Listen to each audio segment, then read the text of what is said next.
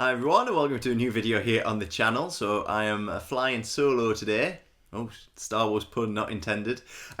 Because Helena hasn't seen all of the Star Wars films and this is what this video is about. I'm going to rank all of the live action films from 11 all the way to 1. So you're going to find out which one's my favourite, which one is not so much my favourite, and which ones are in the middle.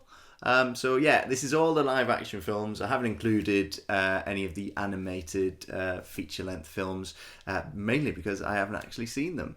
So that's something that I would like to put right at some point. But let's crack on then. So in at number 11, it is episode 2, Attack of the Clones. So a lot of people probably thought that number 11 would be episode 1, The Phantom Menace. But it's actually episode 2, Attack of the Clones, because I can never really get into that story. I feel like it stays a bit on one level throughout, and then it picks up a tiny little bit at the end.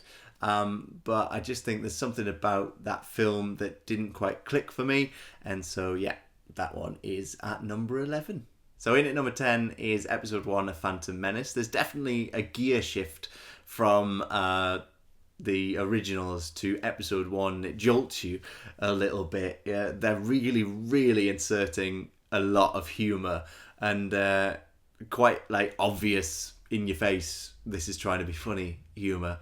It does though contain some scenes that I actually like, and that's why it was a little bit ahead of episode 2, Attack of the Clones. Like, I think the pod race is really special, mainly also because I had a game on the N64 which was all based around that, and it's also got the first appearance of Obi-Wan in terms of the version played by Ewan McGregor, and I love the music in episode 1, especially when they're going to have that lightsaber battle at the end. That's one of my favourite scores of all time. So yeah, that's why it's number 10. So in at number 9 is Star Wars Episode 8, which was The Last Jedi. I was really excited by this film because I wanted to see Mark Hamill back in the role as Luke Skywalker. Like, we'd waited throughout The Force Awakens to see him, and then this was going to be like about him. And he's just an amazing actor and an amazing character. But I did leave the cinema not with sort of that, yes, I want to watch that as soon as possible feeling. Sort of a bit of a feeling of, it is actually still a film that I haven't really gone back and watched. So what I think I will do is, because we're watching through the series, I'll be able to go back over it with Helena at some point, and then maybe I'll have a different feeling about it. But I've sort of gone off of how I felt about it when I first left the cinema. So that's in at number 9. In at number 8 is Solo, A Star Wars Story. So we're including those films that aren't part of like the main Skywalker story. But Solo, A Star Wars Story, this was the first film that Helena went to see in the whole Star Wars franchise, and so it has a special place in my heart.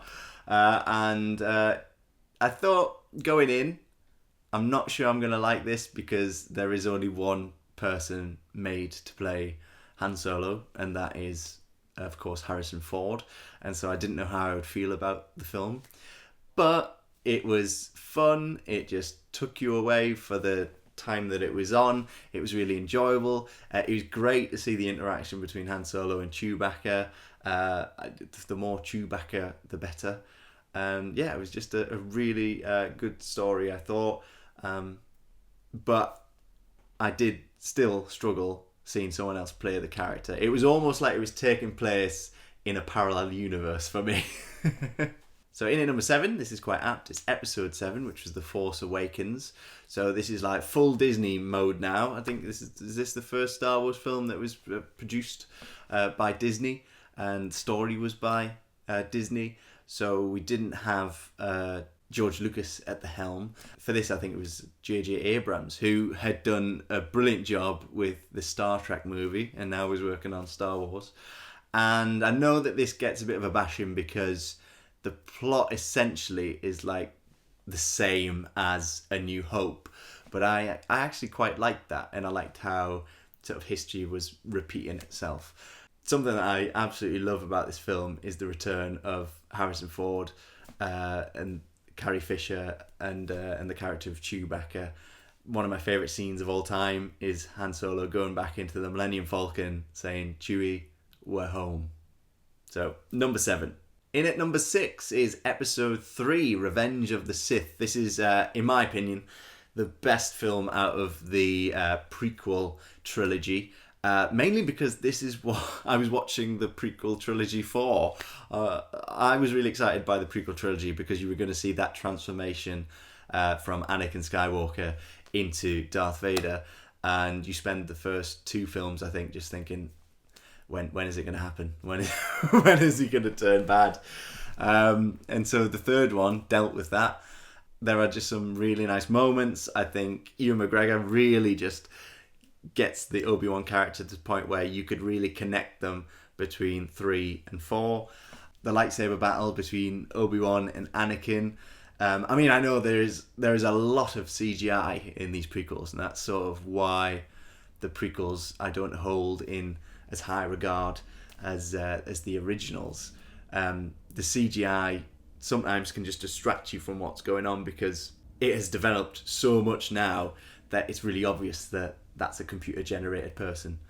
But that battle at the end, when you watch the extras, like one of my favourite documentaries is a documentary about that lightsaber battle and all the people that went into making it, and you see how hard everybody worked on that battle. So, you know, the actors, the visual effects, you see how everybody worked hard on that scene.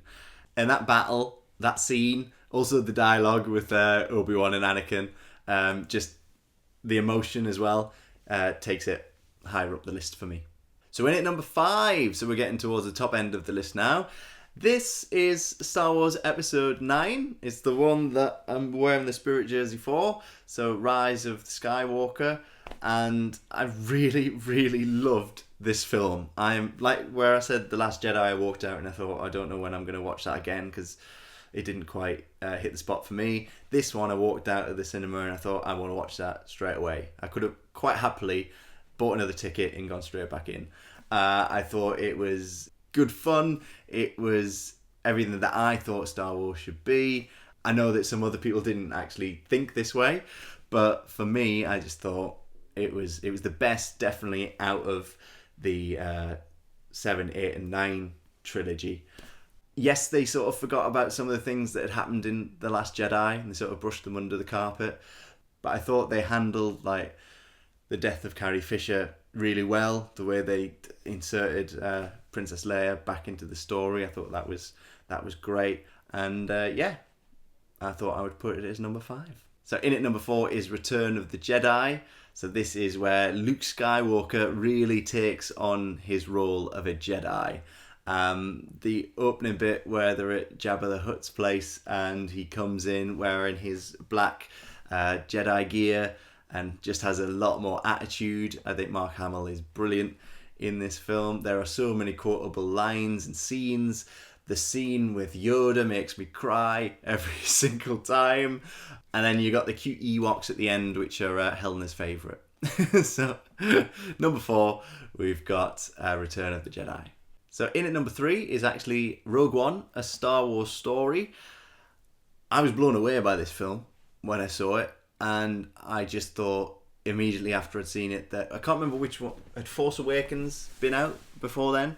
But I thought that it was sort of head and shoulders above Force Awakens. This has a special place for me because I went to see this with my dad, and we hadn't been to see a Star Wars film in ages. Probably the prequels is one that we saw together, and so we were watching this film together, and I remember vividly sitting there in the cinema, and it's the scene where you get to see Governor Tarkin, and he's basically come back to life for this film, and I was there open mouthed. I couldn't quite believe it, and every time he came on I was like, what? How have they brought him back? I really enjoyed that. You finally got to see all of the effort that had gone into getting the plans to blow up the Death Star, so that was really nice. You finally got to see Darth Vader at his baddie best. I'm sure he even throws in like a humorous quip which I wasn't quite sure about. But the scene later on that leads into A New Hope, where he's got his lightsaber, that is such a special scene. So yeah, Rogue One, A Star Wars Story, that was in at number 3. In at number 2, so this is the one that started it all. This is the one, I've got a poster that is signed by Dave Prowse, the man that was inside the Darth Vader costume in the original trilogy. This is Star Wars. When it was first released, it was of course just called Star Wars, but then later became Star Wars A New Hope. And this has got to be high up on the list because it started the whole thing off. This was a huge gamble by George Lucas. There'd been nothing like it really before. The hysteria that was around it, I mean, I can't even sort of get my head around what it must have been like to go to a cinema back then and see something like this on screen. It's such a special movie. It's a movie that we've been to see a concert of. We actually watched it on a big screen with an orchestra. The music is sensational. All the characters that we love are introduced. They all have great introductions. Carrie Fisher, the way that she is portrayed, Princess Leia, is not your usual. At that time, you know, it was damsel in distress. It was completely different with Carrie Fisher and Princess Leia, which is something that I love about that film. It was revolutionary, and so yeah, that's why it is at number 2. And in at number 1, so my favourite Star Wars film of all time is The Empire Strikes Back. So it is episode 5. It is the darker of the Star Wars original trilogy. It's a bit like, I remember Steven Spielberg talking about how Empire Strikes Back was the darkest in the series, and then also like if you look at Indiana Jones, that follows the same route as like their second film, Temple of Doom, is the darkest of the Indiana Jones films. I liked the darker take on it. I love the lighting in particular in this film. It's a strange thing to point out, but when Luke goes to confront Darth Vader and they're having their battle where Han Solo has been, spoiler, has been frozen in the carbonite. Yeah, so I love the light in there. You've got all the quotable lines. You've got the famous scene where Luke Skywalker is told that bit of news that he just didn't want to hear. Obi-Wan had lied to him. I love this story behind the scenes as well of them recording a different version so that nobody knew up until it was actually shown in the cinema. So yeah, number 1, my favourite Star Wars film of all time is The Empire Strikes Back. And that's it. I managed to rank them from 11 to 1. This is totally unscripted, if you haven't been able to tell. So I was just free-flowing. Anything that came to my head about the movies, I was trying to get that across. So I hope it was okay. But let me know how you rank them in the comments below. I'll be sure to get back to you.